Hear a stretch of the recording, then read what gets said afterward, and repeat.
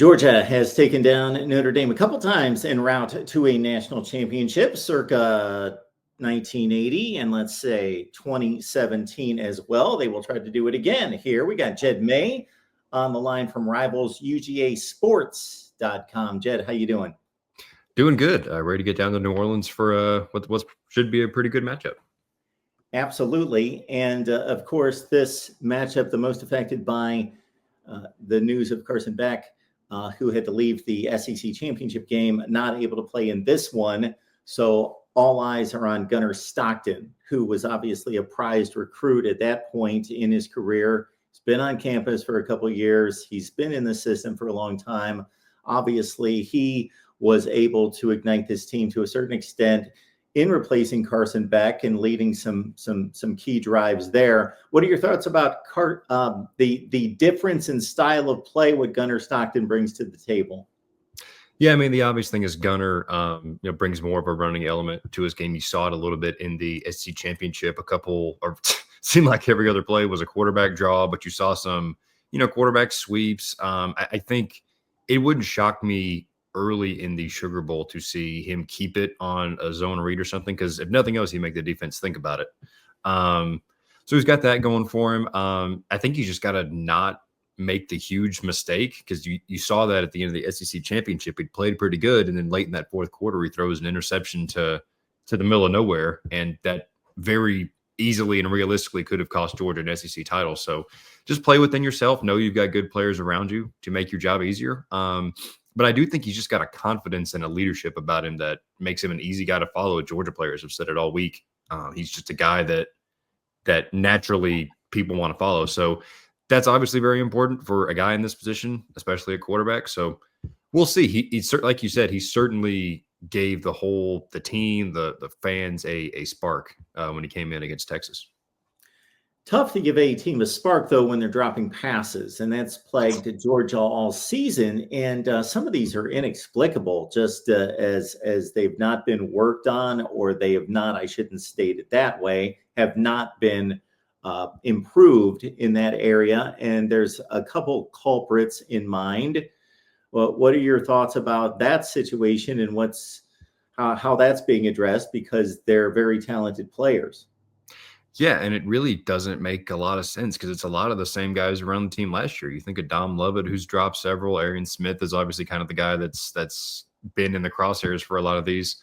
I mean, I don't really know what else there is to do other than just keep going back to him. I mean, it's if it's not like they've got any other. I don't want to say they don't have any other options, but those are your top guys for a reason, right? So Aran Smith is a big play weapon who still leads the team in receiving yards, and if Georgia goes to the national championship, has a chance to be the first or the second 1,000-yard receiver in team history. So it's not like statistically they're having awful years. It's just some of the, like Aran Smith had that one in the SEC championship where if he catches it, it's, I think, a 1st and goal maybe, and instead it's a 3rd down drop and it ends up in a field goal. So it's, you just hit the jugs machine, build chemistry with Gunnar Stockton, and I mean, I hate to say you just hope for the best, but you hope for the best, right? You'd hope those drops don't come, on 3rd down in the 4th quarter. And just, you got to keep going back to your guys. You just got to hope they make the plays on the other end. Yeah, there's no way, even with all that the transfer portal is these days, it doesn't replace guys just prior to a playoff game. So that doesn't happen. And the curious thing, Jed, that was pointed out in the SEC championship game broadcast by Kirk Herbstreit is Aran Smith inexplicably jumps for the football when he doesn't have to. That happened several times in that game. And he's way more talented than this, but it's a reminder of, like, when you first start playing football and you jump and you catch everything like this is what it looks like sometimes. Mm-hmm.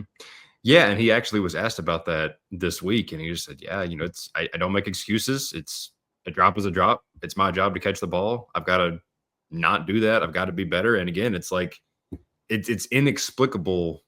Again, he has been a guy, like, his career at Georgia has been up and down, but more from an injury standpoint. Like, he was a guy until last year, he was never really able to stay healthy. Well, when he's been on the field, he's made huge plays. He's still, is Georgia's leader in average yards per catch this year by 3 or 4 yards. Like, he's a big play guy. He's fast.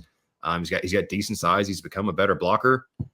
but it doesn't make any sense. And you could say that with Dom Lovett, especially. He's another one who it just doesn't make a whole lot of sense when he's dropped passes. So, they own it. I mean, it's not like even Mike Bobo, the offensive coordinator, said it's like, yeah, we have got to catch the ball better. So maybe, you talk about putting a new quarterback in and elevating everybody around you, maybe catching the ball better is part of that.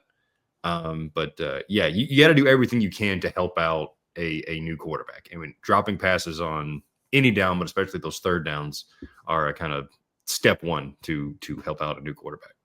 We appreciate Jed May stopping by to break down Georgia Notre Dame for us. Catch all of Jed's work there at rivalsugasports.com, of course. And please like the video and subscribe right here at the Voice of College Football. And again, Jed's work will lead you right up to kickoff with Georgia Notre Dame. And with the wide receiver position needing to step up to support Gunnar Stockton, of course, we've got this running back issue with injuries. And of course, Georgia, since this Kirby Smart run, has been loaded at that position 4 and 5 deep, and they're going to need it. Yeah, we're it seems like Branson Robinson and Roderick Robinson, Roderick Robinson's been out all year until the Georgia Tech game with turf toe. Branson Robinson has obviously had injuries throughout his career, or really last year he tore his patellar tendon in fall camp. Came back. We're expecting both of those guys to be out. So it's same old, right? You've got Trevor Etienne leading the way, who I think when you look at how beneficial this off period has been, it's especially beneficial for Etienne because he's had a rib injury that there's really nothing you can do about it except let it heal. So big for him. But then you've got Nate Frazier, the freshman, who's provided a jolt, although he's fumbled a couple times. So that's obviously not good. And then you got Cash Jones, the third down guy, the former walk-on who's carved out a role for himself. So it's going to be those three guys.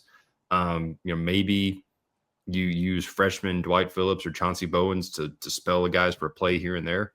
But I really think it's going to be the three-headed duo of Frazier, Etienne, and Jones leading the way like it has for a lot of the year.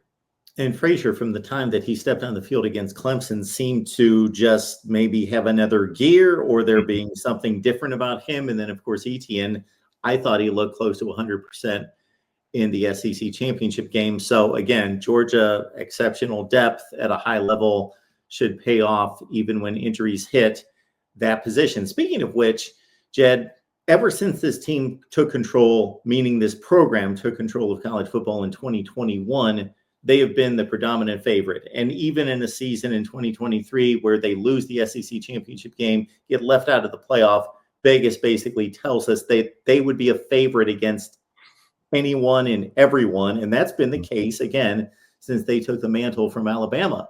But here we've got, because of a quarterback situation, because of possibly inconsistent play against the likes of, we could run down the list of teams, Georgia Tech, Kentucky, Florida, etc., that Notre Dame's a 1.5 point favorite in this game. So I don't know if that possibly gets his team riled up a little bit or not. Yeah, I mean, Kirby Smart has shown he can make his guys believe they're disrespected, whether that's true or not. So, but yeah, I think regardless what the line is, the messaging is going to be, hey, people think that just because Carson Beck has gone down, we don't have a chance. And, I think guys are going to buy into that. You think,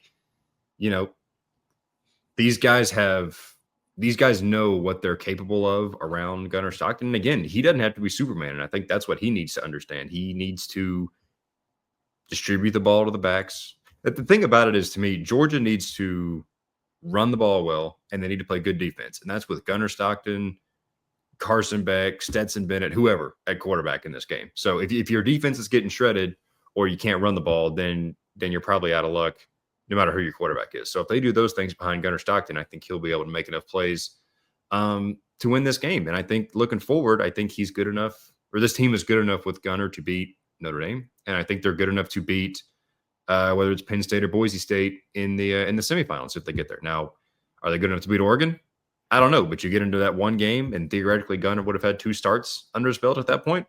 You never know. So I think they're good enough to get there with Gunnar Stockton if the team plays well around him. But I think the team's got to play really well around him, or around whoever is the quarterback. So we'll see how it looks come the night of January 1st. What it looks like to the Georgia defense lining up in practice against a Gunnar Stockton-led offense is probably similar to what it's going to look like when they face Notre Dame. Riley Leonard's a decent passer. He's not an accomplished, prolific passer downfield, but he's a decent passer. Obviously has a ton of experience, but he's more of a running threat. And then these two backs in Price and Love are arguably the best in the nation as a tandem. So Notre Dame's going to come right at you. Yeah, and I think it's the type of offense that has given Georgia trouble. You think of what Georgia Tech was able to do with Haynes King. He was running the ball. The backs were running the ball. They made some plays down the field. Now, the Georgia Tech game, after the game, it seemed like Georgia was surprised that Haynes King was able to throw the ball at all. You know, he had the shoulder injury that he was kind of battling. So Riley Leonard's ability to throw the ball is not taking anybody by surprise. So the preparation from that front, I'm sure, will be different. But it's a very diverse run game. It's a very, you can't just line up as a defensive line and try to maul the guy in front of you and see what happens. You got to be very disciplined, maintain your gaps, set the edge, all that other kind of stuff, because they've got, like you said, they've got three guys who can destroy you in the run game. And watching that Notre Dame Indiana game, it felt to me like they didn't call a ton of designed runs for Riley Leonard. And I wonder how much of that is like, look, we know we're in control of this game. Let's save some hits. Let's save some plays and break out some stuff against Georgia. So I think that's the key for Notre Dame is how do you run the ball, work in Riley Leonard, work in Jeremiah Love, and, trying to move the ball against this Georgia defense and set up the play action, which Georgia Tech was able to use pretty well too. Jed, of course, you're headed to New Orleans, and that's long been a fortress for the SEC, of course, Sugar Bowl, SEC tie-in. And of course, the playoff committee told us in going to 12 teams that they were going to do their best to line up the conferences with their home base. And they certainly did this with Georgia. Do you think it matters where this game's played? I mean, it's cool for me because I've never covered a Sugar Bowl, so it matters to me. But no, it's cool. And, with Georgia Notre Dame, you mentioned the 1980 Sugar Bowl earlier. That's really cool. I think Notre Dame's a fan base. It's going to travel well no matter where you go. Obviously, Georgia's going to travel well too. So, and I think, Georgia hadn't played in the Sugar Bowl since 2019, I guess. So it's cool. The Peach Bowl. I mean, it's cool to be, and this is going to sound like the most first world problem ever for a fan base. But when you're the Georgia fan base, like, okay, well, we play in the Chick-fil-A kickoff game. Sometimes you play in the SEC championship, which is in Atlanta. Peach Bowl has been in Atlanta. So I think the fan base is excited for more of a trip, whether it's New Orleans or, the Rose Bowl, the Orange Bowl is one where Georgia's been a couple, I think 2 out of the past 3 years. So if they win, that's where they're going. But I think the Sugar Bowl is exciting for the fan base, especially given the opponent. And it's cool for those of us covering as well to see, again, a matchup between two obviously really good programs that are really big brands in college football. It should be really cool. So, Jed, do you reserve a score prediction for one of your late articles leading into kickoff? Usually I'm still workshopping it a little bit. I think it's going to be fairly low scoring. I'll go 20-13. Georgia wins 20-14, something like that. I think it's going to be low scoring. And again, I was on another show and someone pointed this out. Notre Dame has had some issues with field goal kicking and kicks being blocked and stuff like that. So if there's ever, Georgia has made a habit of blocking kicks in big games. So could be even as something as small as that really swings the tide. But no, again, I think Georgia's good enough to win again, you think about they scored, 16 points, 19 points against Texas with Gunnar Stockton. And a couple of those were drives where they moved the ball well. They bogged down in the red zone. So if you punch a couple of those in, then who knows? So I think Gunnar Stockton makes enough plays. And I think the Georgia defense plays inspired like they have at points. And I think Georgia wins a close one. Well, Jed, have yourself a good trip. We appreciate you stopping by, breaking things down for us. Absolutely, man. Anytime.